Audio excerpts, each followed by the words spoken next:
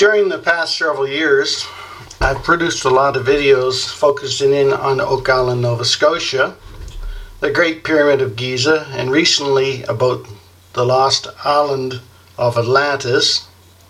Today I will be dealing with Atlantis, but I'm not going to be focusing in specifically on Oak Island. This video today is leading into some future videos that will tie all what's being said here today into the main theme of Oak Island and the Great Pyramid of Giza.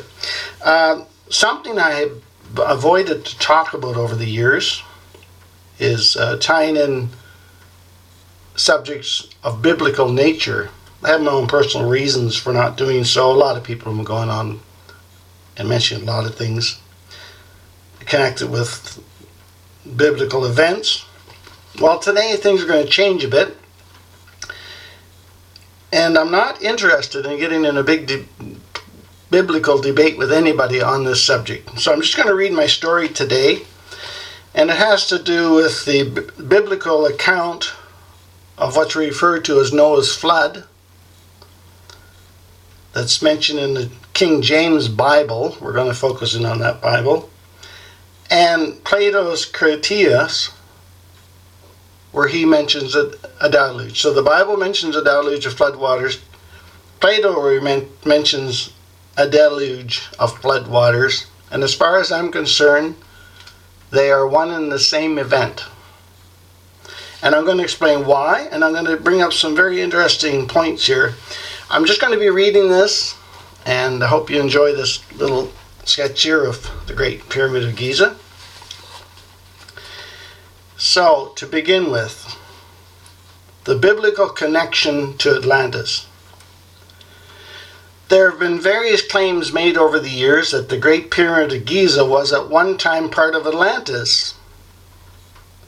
It was the Greek philosopher Plato of Athens, Greece, who first wrote about Atlantis in 360 BC. His published works are known as Timaeus and Critias. Plato learned about this legend of Atlantis from his Greek ancestral relative Solon of Athens, Greece. Solon was a statesman, lawmaker, and poet. During a visit to the Neith Temple in Sais, Egypt, between the years of 590 and 580 BC, Solon met an Egyptian high priest who revealed to him that Egypt was once a colony of Atlantis.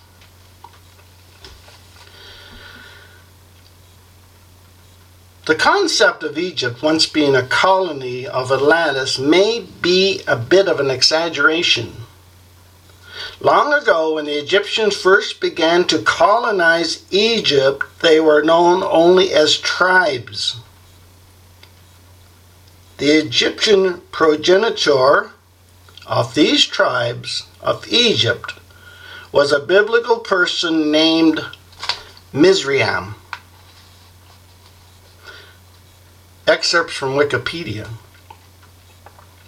Mizraim is the Hebrew and Aramaic name for the land of Egypt.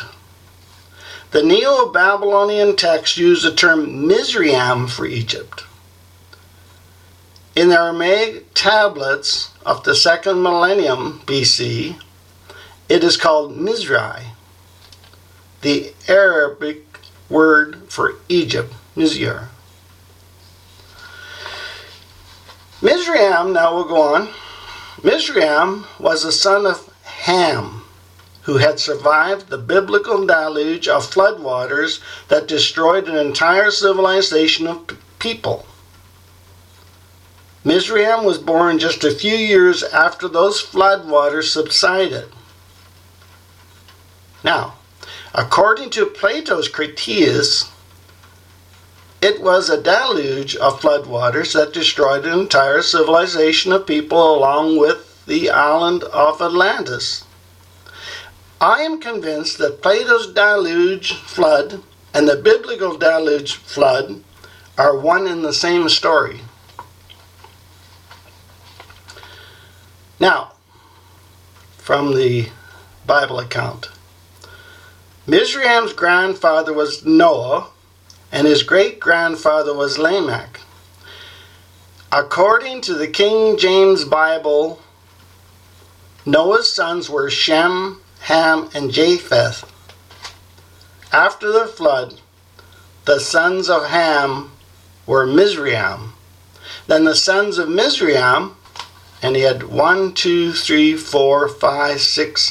7 sons are mentioned there. Now, so that's from the King James Bible. Next. The name of Atlantis is not a biblical name. From what I understand, the name Atlantis first appeared in Plato's writings known as Critias, or Critias. Yet, I am fully convinced that the biblical floodwaters and Plato's floodwaters are one and the same cataclysmic event that took place in ancient times. This catastrophe resulted in the destruction of an entire civilization by means of a worldwide flood or deluge. The Greek word cataclysm, or catechism, means deluge or flood. Hence, both events could also be renamed as Noah's cataclysm or Plato's cataclysm. Now here's what Wikipedia mentions. And these are excerpts, medieval Islamic historians claim that the pyramids had been built by the wicked races before the deluge, but that Noah's descendant Mizraim was entrusted, or given the opportunity, of reoccupying that region, basically, of Egypt afterwards.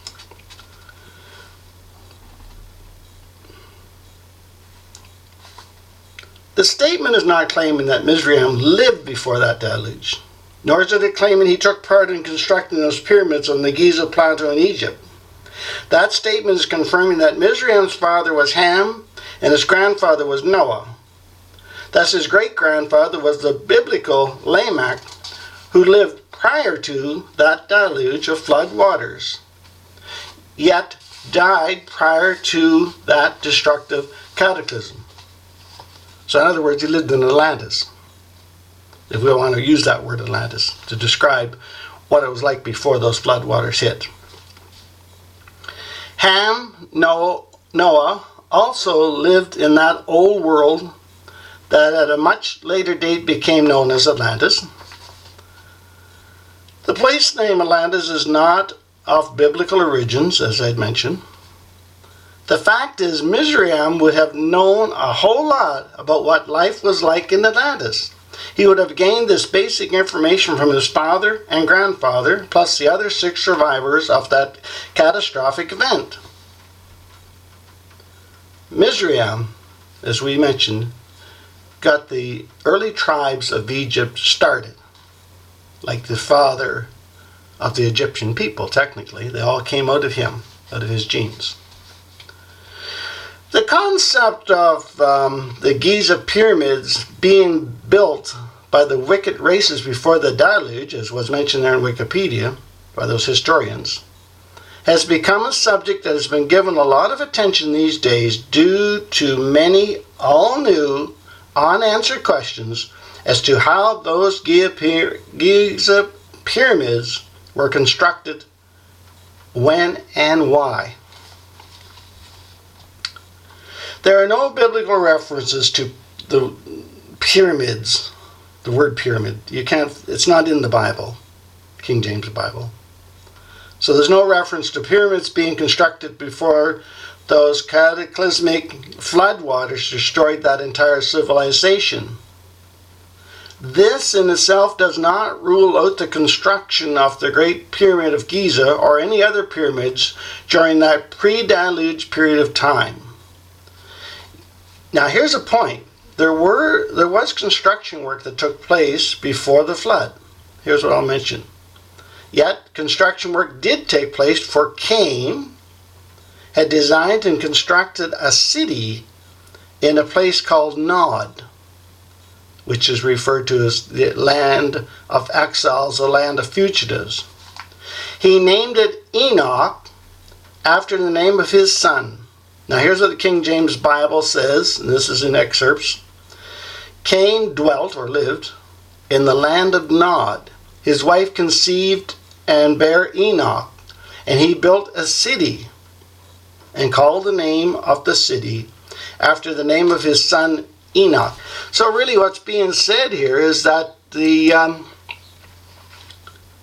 were cities, if you want to refer to it as Atlantis, in that civilization of people, the world before the floodwater struck. There was a city mentioned here, so that wouldn't rule out other cities and other buildings and other structures before the flood.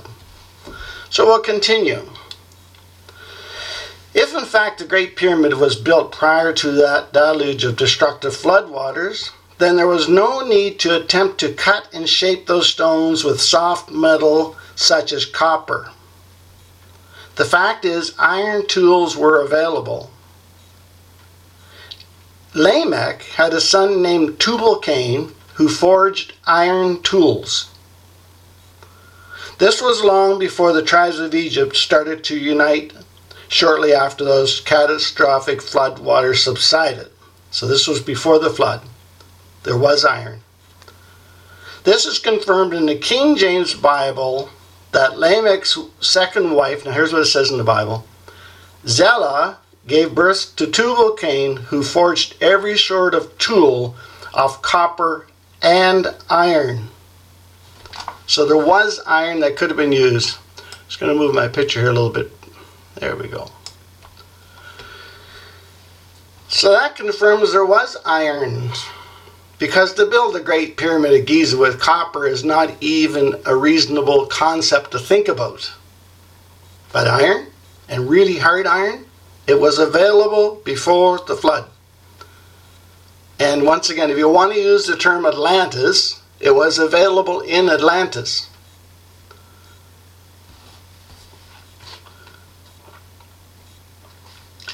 Many years later, there was another Enoch. There's two Enochs who lived before the flood. This later one, who was also born prior to this cataclysmic floodwaters event. His father was Jared, and one of his sons was named Methuselah. I think we all know about him, the longest living man on planet Earth, as claimed in the King James Bible. All that is mentioned in the King James Bible about the life and times of Enoch is as follows. Now this is all that's said in the King James Bible. And Enoch walked with God, and he was not, he disappeared, for God took him. So, just going to stop here. There's a lot of talk about Enoch and other books of Enoch. Well, I'm not going to get into those issues at all. I'm going to stick with what's available in the King James Bible, because once again, I'm really not interested in a big controversy, a big debate over all these issues. Continue. According to the Critias, Solon and Plato's Greek relatives, this is what it says there in Plato's writings. Plato's Greek relatives and Solon's grandfather and great-grandfather were well aware of olden times, meaning before the flood, when there was a destruction of the human race by a deluge of water. In other words, they knew in their history books about this flood, and it was Noah's flood. He clearly emphasized that these legends of this cataclysmic floodwaters event were preserved in Greek poems, myths, and recitals. Plato viewed these claims as being suitable testimony, certainly true. So in other words, he was saying it was a fact that there was a cataclysmic event which is being talked about by all different peoples on various videos, YouTube videos. So he's claiming it as a fact, so why should we dispute that? We'll continue then. It was the Egyptian high priest who first mentioned the name of Atlantis to the Greek poet Solon in 590 and 580 BC, as was mentioned. He made it very clear to Solon that the legend of the island of Atlantis was written down of old and is preserved in our temple. So it was in the temple in Zayas, Egypt, and in other temples. As for the claim that Egypt was once a colony of Atlantis indicates to me that the Egyptian roots, or DNA, or bloodline, can be traced back before this cataclysmic floodwaters event took place. Back to Atlantis, to be specific. This link was made possible by Mizraim's father Ham and his grandfather Noah. Just going to move this picture a little bit because I don't want to have my screen black out on me if I don't move it. The Egyptian high priest knew that a seed came forth so that his people, the Egyptians, were able to trace their bloodline back to the old world that was destroyed by that cataclysmic event of floodwaters. The progenitor of this seed, or DNA, or bloodline, was made possible by the biblical person as mentioned, who was named Mizraim, the brother of Ham. I should have said the son of Ham. Excerpts from Plato's Critias. Now, I have this wrote down, so there's words in brackets that are my decipherments, and I'll try to stop and mention where I'm deciphering Plato's writings, and I put excerpts from the King James Bible in among this. So I'm reading from Plato's writings now.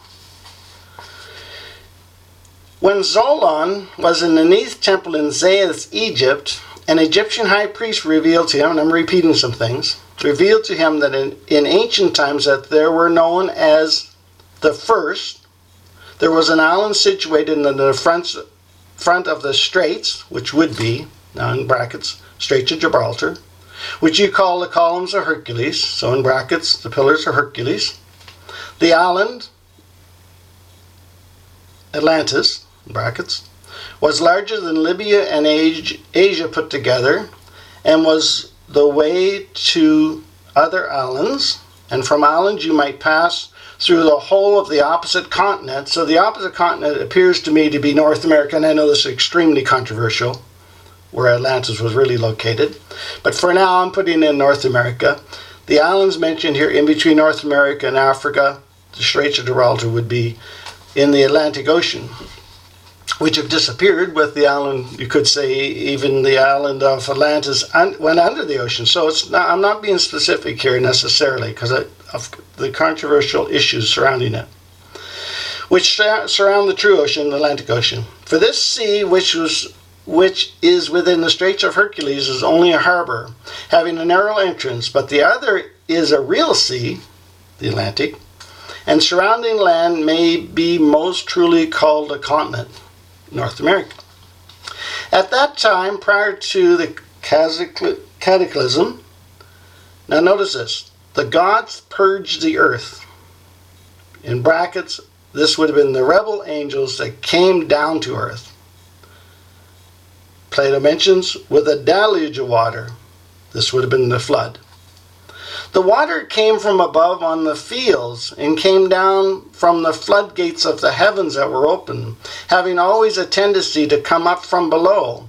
From all the springs of the vast watery deep burst open, all that has been written down of old, and is preserved in our temple, the first place. And you do not know that there dwelt in your land, he's saying this to Solon, in his land of Greece, the fairest and noblest race of men. Now this would be in Atlantis specifically. These would have been, as mentioned, the sons of gods in the King James Bible, who came down and married the daughters of men. And the offspring of these angels that came down would have been known as the giants, the Nephilim. And the same which were mighty men of old and men of renown mentioned in the King James Bible. And then the priest mentions to Solon, of whom you, in brackets the poet Solon, your whole city, referring to Athens, Greece, are but a seed or remnant. So he's saying Greece also came from this source too. The Greek people, they didn't live in Atlantis, but the seed, the same as the Egyptian seed, as was mentioned. I'm just going to move along here. I'm going to conclude this very soon. Okay, let's just finish off. The Egyptian high priest knew that another Greek seed came forth so that the Greeks were able to trace their bloodline back to the old world that was destroyed by that cataclysmic floodwaters event. The progeniture of this seed, bloodline or DNA, was made possible by the biblical person named Javan, the brother of Japheth, who survived those cataclysmic flood waters, along with Ham and 6 others. Javan's father was Noah, and his great-grandfather was Lamech. He was the progenitor of those early Greek tribes or colonies. So he was the one. Javan started the Greek nations, you could say. He was the father of the Greek nation. Noah, this is from the King James Bible, Noah's sons were Shem, Ham, and Japheth after the flood. The sons of Japheth was Javan, who I'm talking about, the start of the Greek nation. The sons of Javan were, as mentioned here, there's 1, 2, 3, 4 sons. From these, the inhabitants of the islands spread into their lands. These islands and lands would be Greece, according to their language and their families and their nations. So that's what the King James Bible said. To conclude with then, the Egyptian high priest continues, and this was unknown to you, Solon, because for many generations the survivors of that destruction died, meaning Noah and the 7 others, they died, who survived those floodwaters. Then he says, and made no sign, so he's indicating that there was nothing else recorded other than what the Egyptians and the Greek people had, but that claim is inaccurate.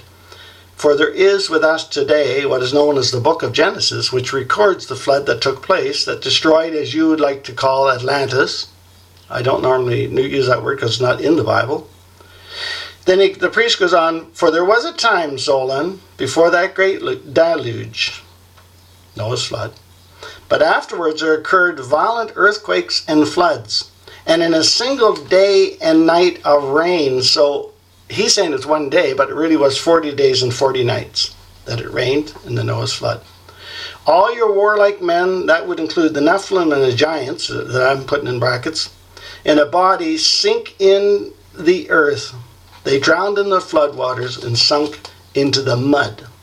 And the island of Atlantis, of people who lived in Atlantis before that cataclysm, floodwaters event. So these are in bracket. The priest continues, in like manner disappeared, so that civilization of people at that time, who you might want to refer to as Atlantis, were wiped off the face of the earth. And the priest goes on, all were and was sunk beneath the sea. And that is the reason why the sea in those parts is impassable and impenetrable, because there is such a quantity of shallow mud in the way. And this was caused by the subsidence or the sinking of that island of Atlantis. So that concludes my story for today. I hope you enjoyed it. It's quite detailed, and I'm very comfortable with what I just read. So I'll leave this with you to think about, and we'll be doing a follow-up. It is plausible that there's a connection with Oak Island and Atlantis.